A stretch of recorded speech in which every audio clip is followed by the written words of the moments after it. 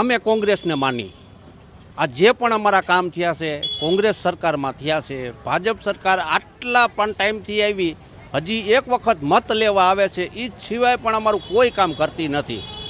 બરાબર, એટલે અમે ચાહીએ છીએ કે અમારે કોંગ્રેસ સરકાર આવે, અમે એને માનીએ છીએ. ભાજપ સરકારે ભ્રષ્ટાચાર સિવાય કાંઈ કર્યું જ નથી. પરિસ્થિતિ અત્યારે બહુ ગંભીર છે. આજે છેલ્લા 3 મહિનાથી અમારા ખાડા ખોદેલા પડ્યા છે. એક માણસ જોડી મોકલે છે, એ કામ કરતા નથી, બેહીન વૈયા જાય છે. અમારી ગાડીઓ ઓલરેડી ગેટની બાયણે પડી રહી છે. બધી તકલીફ છે, રોડ રસ્તાની કોઈ જાતની અમને સુવિધા મળતી નથી.